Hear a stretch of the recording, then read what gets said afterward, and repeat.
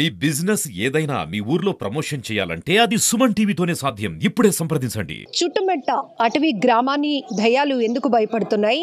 ఇక్కడ ప్రజలు ఎందుకు వింతగా ప్రవర్తిస్తూ చనిపోతున్నారు? ఇది అసలు ఈ విలేజ్లో ఏం జరుగుతుందో తెలుసుకునే ప్రయత్నమే. పాడేరు నుంచి మనం అల్లూరి జిల్లా 20 కిలోమీటర్ల దూరంలో ఉన్నాం. ఒక్కసారి చూడొచ్చు, పూర్తిగా జిల్లా వైద్య శాఖ అధికారులు కూడా అలర్ట్ అయ్యారు. ఈ గ్రామాన్ని దయ్యాలు ఎందుకు చంపేస్తున్నాయి, అసలు దయ్యాలేంటి? ఇప్పటి వరకు మనం చూస్తున్నాం సైన్స్ ఎంత టెక్నాలజీ పెరుగుతోందో. సైన్స్ ఒకవైపు, మరొక వైపు మూఢనమ్మకాలు. దీనిపైన ఎప్పటికప్పుడు డిబేట్స్ జరుగుతూనే ఉంటాయి, పెద్ద పెద్ద చర్చలు కూడా జరుగుతూనే ఉంటాయి. ఎందుకంటే పాజిటివ్ వైబ్రేషన్స్ ఎలాగోనో నెగిటివ్ వైబ్రేషన్స్ కూడా అదే స్థాయిలో ఉన్నాయి అనేది కొంతమంది పబ్లిక్ ఒపీనియన్ కూడా. ఇప్పటికీ చూస్తున్నాం మనం ఆధునిక సమాజంలో ఇప్పటికీ కూడా కొన్ని చోట్ల దెయ్యాలు తమ ఉనికిని చాటుకుంటున్నాయి, దెయ్యాలు మమ్మల్ని భయపెడుతున్నాయి, దెయ్యాలు ఉన్నాయి అనేటటువంటి భయంతో ఊళ్ళు కూడా ఖాళీ చేసే పరిస్థితులు ఎప్పటికప్పుడు మనం చూస్తూనే ఉంటాం. దీంతో నిన్న ఈ చుట్టుమెట్ట విలేజ్లో దెయ్యం వల్ల 2 వ్యక్తులు చనిపోయారు అని వచ్చినటువంటి వార్తల నేపథ్యంలోనే అల్లూరి జిల్లా సంబంధించి వైద్యాధికారులంతా కూడా అలర్ట్ అయ్యారు. హుటాహుటిన ఇక్కడ ఉచిత వైద్య శిబిరం కూడా ఏర్పాటు చేశారు. వీళ్ళంతా ఎందుకు ఇంత భయపడుతున్నారు, ఎందుకు ఇంత ప్యానిక్ అవుతున్నారు, అసలు వీళ్ళకి ఏం జరుగుతోంది, వీళ్ళు హెల్త్ పరంగా కానీ లేకపోతే మెంటల్గా ఈ దెయ్యం ఉంది, భూతం ఉంది అని భయపడుతున్న వెనుకతల కారణం ఏంటి, ఆరోగ్యపరమైన సమస్యలు ఏమైనా ఉన్నాయని తెలుసుకునే ప్రయత్నంలో భాగంగానే వైద్య ఆరోగ్య శాఖ అధికారులు కూడా ఇక్కడ మెడికల్ క్యాంప్ నిర్వహించి అందరినీ టెస్ట్ చేస్తున్నారు. సో ఊరంతా తరలి వచ్చి ఇక్కడైతే వైద్య పరీక్షలు చేయించుకుంటున్న పరిస్థితులు కూడా మనం చూస్తున్నాం. మామిడి పండుకి కొండకి వెళ్ళాం మేడం. వెళ్ళిన తర్వాత ఎంతమంది వెళ్ళారు? 3 వెళ్ళాం సార్. దగ్గరే ఉంది కదా కొండ. మామిడి పండుకి కొండకి వెళ్ళాం మేడం. ముందున కొమ్మ పడిపోయింది. ఆ కొమ్మకి సౌండ్ వల్ల వెరుచుకుంది సార్ మేడం. అప్పుడు నాకు ఇలా జీవ అయిపోతుంది, ఇలా కడుపుకి తిప్పేస్తుంది అనేసి వచ్చేసాం మేడం. వచ్చిన తర్వాత వాంతింగ్స్ అయిపోయింది మా అమ్మకి మేడం. వాంతింగ్స్ అయిపోయిన తర్వాత మా నాన్నకి చెప్పాను, నాన్న అమ్మ ఇలా అయిపోతుంది, గొడవగాని పిలుచుకుని రా అని గొడవగాని పిలుచుకొని రా నాన్న అని చెప్పాను.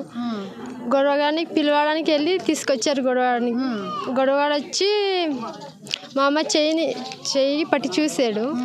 చూసిన తర్వాత లేదు భూతం పట్టి ఉంది, మందుతో ఊదితేనే ఇది దెయ్యం బయటికి వెళ్ళిపోతుంది అని చెప్పారు మేడం. అప్పుడు వాళ్ళ ఇంటి నుంచి మందు తెచ్చారు మేడం. తెచ్చిన తర్వాత ఊదాడు మేడం. ఊదిన తర్వాత వాటర్ కొద్దిగా ఇవ్వమ్మా అంటే నేను వాటర్ ఇచ్చాను. వాటర్ ఇస్తూ వాడు ఇలా బుక్కలు ఇస్తూ అలా జారి పడిపోతుంటే మా మాయమ్మ అయ్యో గొర్రగాడు పడిపోతున్నాడు అని పట్టుకోవడానికి వెళ్ళారు మా మాయగారు. ఆ మాయగారు కూడా అలాగే చనిపోయారు. ఇద్దరు కూడా చనిపోయారు. ఆగే మేడం కొండకి వెళ్ళారు, వాళ్ళు మామిడి పనులు కానీ వెళ్ళేసి అటు నుంచి చిన్న కర్రట చెట్టు మీద నుంచి పడింది. కింద పడితే చిన్నది అంటే జంకారు. భయపడ్డారు. భయపడిపోయి నాకు కడుపు నొక్కేస్తుందిరా, వెళ్ళిపోదాము, వాంతుల్లాగా అవుతుంది, వెళ్ళిపోదామని ఇంటికి వచ్చారు. ఎంతమంది వెళ్ళారు? 3 వెళ్ళారు. వాళ్ళ కూతుర్లును వాళ్ళు చెల్లెలాగా అవుద్ది, అది వెళ్ళారు. అలాగే వచ్చేసారు. మినిమం 10 గంటలకు వస్తారు. ఇంటికి వచ్చేసరికి ఇంకా కడుపు అన్ని తిప్పేస్తుంది. అన్యసమ్మ అది ఉంటుంది, ఒక 38 అంత ఉంటుంది. కాకపోతే వాళ్ళు కడుపు తిప్పేస్తుందండి. తిప్పేస్తేమో వాళ్ళ కూతురు ఏమన్నది, అమ్మకు దెయ్యం ఏమో పట్టేసింది, గొరవగాల్ని వెళ్ళి పిలుచుకుని రండి, గొరవగాల్ని వెళ్ళి పిలుచుకుని రా నాన్న అంటే వాళ్ళు నాన్న వెళ్ళేసి తీసుకొని వచ్చింది. తీసుకువచ్చేసి ఆ గొరవగాలేమో చెత్తి పట్టి చూసుకొని లేదురా దెయ్యము పట్టేసింది, దీనికి ఏదైనా చేయాలా అన్నాడు. ఆ బుగ్గితోని మంతరించి చిన్నది ఊదిరు, ఇంకా పోలేదు. అలా ఊదిరండి. ఊదేసి గొరవగాలు పడిపోతుండగా బామర్ది పట్టుకో అనుకొని వాళ్ళు తమ్ముడు గురువుగారే పడిపోయారు. గురువుగారు పడుతుంటే ఇప్పుడు అమ్మాయి భూతం పట్టింది కదా మేడం, వాళ్ళ అమ్మాయి వాళ్ళు తమ్ముడు ఆ టైం అంటే వచ్చేసి ఆ టైంలో వచ్చి ఉండేరు. వచ్చేసరికి బామర్ది పట్టుకో మా గురువుగారు పడిపోతుంది దేనికన్నా అనేసరికి వాడు వెళ్ళి పట్టుకున్నాడు. వాడు కూడా అలాగే సురా కోలిపోయి పడిపోయారు ఇద్దరంతా. పడిపోయి అక్కడ అండి, కానీ మినిమము ఈ 10 నిమిషాలు కూడా కాలేదు, ఇంకా చచ్చిపోయింది. అది దెయ్యం అనేది నమ్ముతున్నాం కూడా మేము. ఎందుకు నమ్ముతారు అంటే మీరు అడవి బిడ్డలు కదా, అడవి తల్లిని నమ్ముకొని ఉంటారు కదా, మళ్ళీ ఇక్కడ దయ్యం భూతాలని నమ్మవలసిన పరిస్థితి ఎందుకు వస్తుంది? మేడం అలాగే మేడం, ఏం చేస్తాము, అది మన ఏజెన్సీ సంప్రదాయం, భూతం పట్టిందని చేస్తాం మేడం, పోద్ది నమ్ముతున్నాము. మామూలుగా డాక్టర్ల వైద్యం కన్నా భూత వైద్యాలు అవి మీకు నమ్ముతారు. ఇప్పుడు మేడం ఇటు డాక్టర్ దగ్గర చూసుకుంటాం, ఇటు వైద్యం దగ్గర చేసుకుంటాం. మేము ఏటు బాగా అవుతే అటు వెళ్తాం, ఇటు ఉంటాం అటు ఉంటాం మేడం. మేము ఒక్క దగ్గర డాక్టర్ కానీ తర్వాత ఈ భూతం దగ్గరే మనం నాటు వ్యాధుల దగ్గరే ఉండాం. కాకపోతే ఇటు చేయించుకుంటాము, డాక్టర్ ఆఫీసులో వెళ్తాం, మళ్ళీ తగ్గపోతాయి. రెండు పక్కల. ఇప్పుడు నిన్న ఈ దయ్యం పట్టడం వల్ల ఈ వీళ్ళిద్దరూ చనిపోయారని నమ్మిన తర్వాత మీ ఊర్లో ఉన్న వాళ్ళు కానీ బయటికి వెళ్లకుండా, పొలిమేర దాటకూడదని, బయట ఉన్న వాళ్ళు మళ్ళీ మీ ఊర్లోకి రాకూడదని మీరందరూ పెద్దవాళ్ళందరూ నిర్ణయించుకున్నారా? ఇలాగేదో మేడం ఇప్పుడు బయట తిరగడానికి భయం వేస్తుంది మేడం, అసలు ఏ పని చేద్దామన్నా అసలు అవ్వట్లేదు మాకు. ఎందుకంటే బయట తిరిగితే ఏం జరుగుతుందని ఒక భయం. నిన్నటి నుంచి పరిస్థితులు ఉండడంతో చిన్నపిల్లలు బయటికి వెళ్ళాలి అన్నా కూడా భయపడుతున్నారు. పెద్దవాళ్ళు, మహిళలు కూడా బయటికి వెళ్ళాలన్నా కూడా మరొకరు సాయం లేకుండా వెళ్ళే పరిస్థితులు లేవు. ఖచ్చితంగా అడవి బిడ్డలం కాబట్టి ప్రకృతితో నిత్యం మమేకమై ఉంటాం కాబట్టి భూతాలు దెయ్యాలు కూడా ఉన్నాయని మేము నమ్ముతూ ఉంటాము. ఎందుకంటే అది మా ఆచార వ్యవహారాల్లో, మా పూజలు కానీ ఇవన్నీ కూడా ఒక నమ్మకం మీదే నడుస్తూ ఉన్నాయి. ఎందుకంటే వీళ్ళంతా చెప్తున్నారు, ఒకవేళ వాళ్ళు ఏదైనా జబ్బు చేసి ఇలా ప్రవర్తిస్తున్నారు అని ఆలోచించే టైం కూడా లేకుండా ఒకే రోజు ఒక 10 నిమిషాల వ్యవధిలోనే వాళ్ళు అలా వింతగా ప్రవర్తించి చనిపోవడం అనేది ఖచ్చితంగా ఇది ఒక దయ్యం పనే. ఆ దయ్యం పట్టే వాళ్ళు అలా వింతగా ప్రవర్తించారు.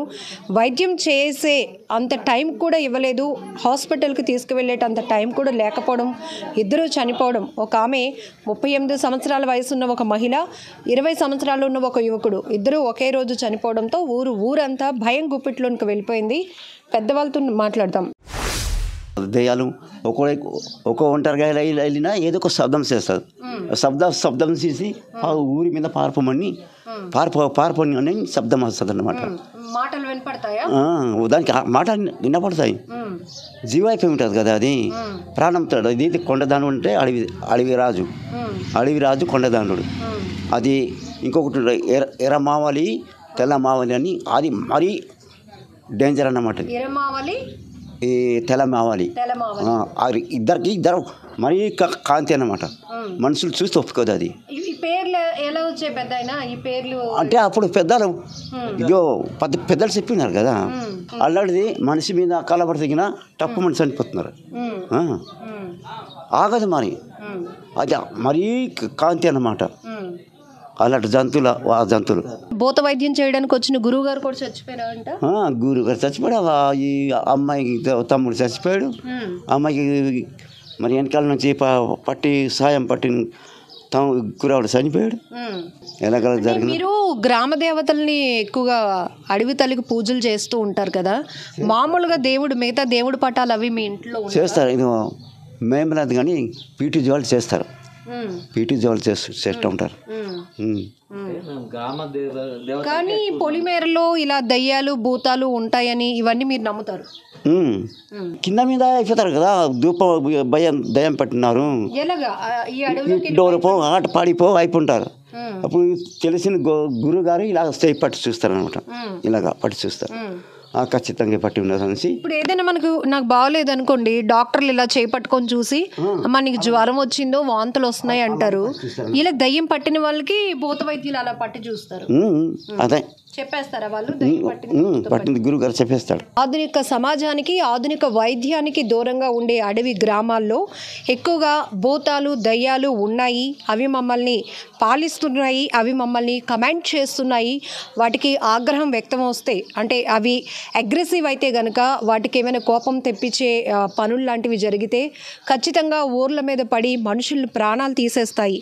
ఇలాంటివన్నీ కూడా వీళ్ళు చాలా బలంగా నమ్ముతూ ఉంటారు. ఎందుకంటే సిటీ కల్చర్ దగ్గరికి దూరం కావచ్చు. ఇప్పుడు మనం కొంతమందితో మాట్లాడించిన తర్వాత నేను ఇది చెప్తున్నాను. వాళ్ళు చెప్తున్నారు హాస్పిటల్ చాలా దూర ప్రాంతాల్లో ఉంటాయి, మేము అక్కడికి వెళ్ళేలోపే వింత వింత ప్రవర్తనలతో వాళ్ళు ఇమీడియట్గా క్షణాల వ్యవధిలో చనిపోతూ ఉంటే ఇది దయ్యం భూతం పని కాకపోతే ఇంకా ఏంటి అనేది వాళ్ళకు వాళ్ళే ప్రశ్నించుకుంటున్న సందర్భం.